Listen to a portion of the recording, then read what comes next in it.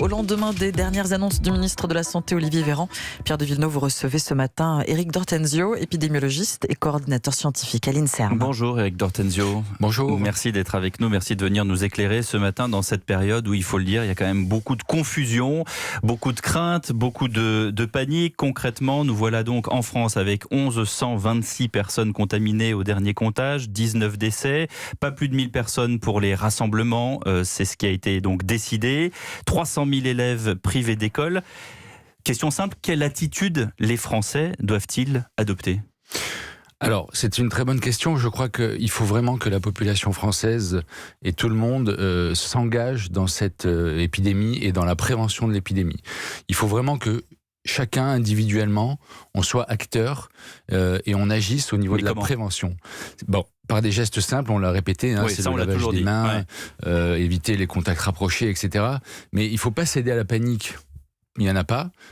Tout le monde est vigilant au niveau des institutions, du gouvernement, etc. Vous voyez bien que c'est un sujet qui est mis sur le tapis à haut niveau. Il y a des conseils de défense, il y a des réunions très régulières. Donc vraiment, je crois que c'est très important que la population s'engage dans la prévention et adopte toutes les mesures qui sont recommandées par les spécialistes et le gouvernement. Pourquoi ? Parce que si on ne le fait pas, ça peut devenir plus grave. Il y a certains médecins que j'ai eu au bout du fil, moi-même, des grands médecins, des pontes, comme on dit dans le langage, qui disent « après tout, c'est une grosse grippe ». Alors, qu'est-ce qu'on en pense de ça ? La transmission est un peu plus soutenue que la grippe. Sur la mortalité, vous voyez que les taux sont un petit peu supérieurs. On est à 1 à 2% de mortalité, en tout cas sur ce qu'on observe, sur les cas confirmés. Donc c'est quand même autre chose que la grippe. C'est plus grave. C'est un petit peu plus grave et ça se transmet mieux. Donc à partir de là, ça peut diffuser beaucoup plus largement et on voit ce qui s'est passé en Chine, on voit ce qui se passe actuellement en Italie. Donc vraiment, le but, avec toutes les mesures, c'est de réduire la transmission entre les personnes qui ne sont pas infectées et les personnes infectées. Alors en Italie, 366 morts, chez nous 19, 7300 cas confirmés en Italie, 1126 chez nous.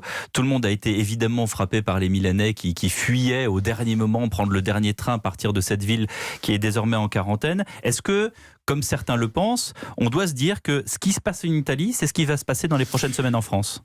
Alors, c'est pas certain du tout parce que je pense qu'en France, il y a eu une préparation et l'effet de surprise n'a pas eu lieu. Parce que en Italie, vous avez vu, au tout début, il y a eu un effet de surprise. C'est-à-dire qu'il y a eu tout de suite des foyers épidémiques assez importants dans plusieurs villes, villages. Et on a l'impression que c'est parti assez vite. C'est pour ça que le nombre de cas monte en flèche. En exponentiel. En exponentiel. Et que les hôpitaux se retrouvent complètement saturés avec les cas les plus graves et les réanimations n'ont plus de lit.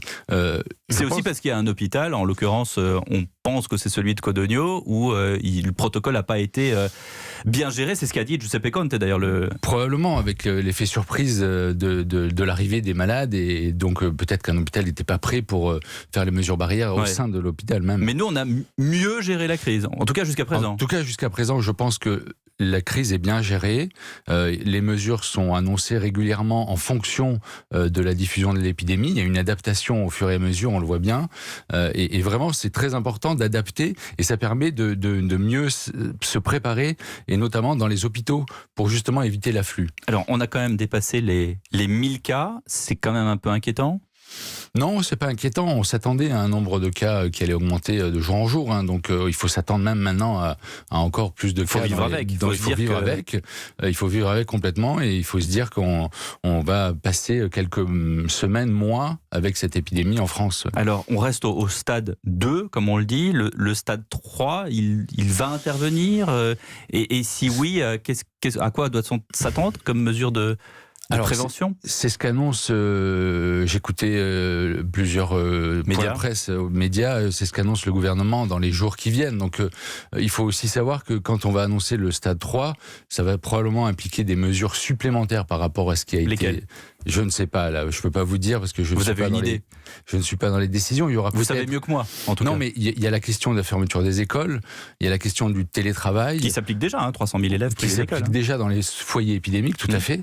Il y a la question des transports, donc je pense que tout ça doit être mûrement réfléchi, mettre en balance avec l'impact sociétal et économique, parce qu'il faut aussi regarder ce qui se passe si on arrête tout. Il faut laisser les soignants, par exemple, aller soigner les malades à l'hôpital. Donc il faut vraiment trouver les bonnes mesures qui permettent d'avoir un impact sur la diffusion, mais moins sur la société et l'économie. Dernière question, est-ce qu'avec les températures printanières qui vont augmenter, le virus va mourir ou pas, et est-ce qu'on peut avoir plus ou moins une date de fin d'épidémie? Alors sur la saisonnalité, honnêtement on n'en sait rien. Il y a des spéculations sur le virus qui va mourir sur les températures chaudes, mais honnêtement on le sait pas.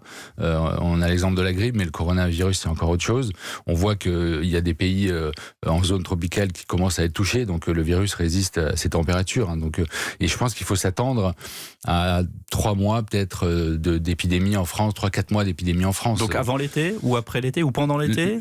Là, ouais. Pendant la période qui va aller jusqu'à l'été. Alors après, il faut voir si c'est l'effet saison ou si c'est l'effet nombre de cas qui va faire une immunité de la population avec une réduction de la transmission. Et le virus peut ne plus être mondial, c'est-à-dire se déplacer de continent en continent, ne plus toucher un continent et en toucher un autre en revanche? Oui, c'est possible que ce soit une configuration qui va s'installer. On le voit là en Chine, ils sont en train de complètement réduire la dynamique de l'épidémie. Donc on passe maintenant, vous voyez les courbes, hein, la Chine diminue et le reste du monde augmente. On a plus de cas à l'extérieur de la Chine. Donc oui, effectivement. Merci beaucoup Éric D'Ortenzio de nous avoir éclairé ce matin sur Europe 1.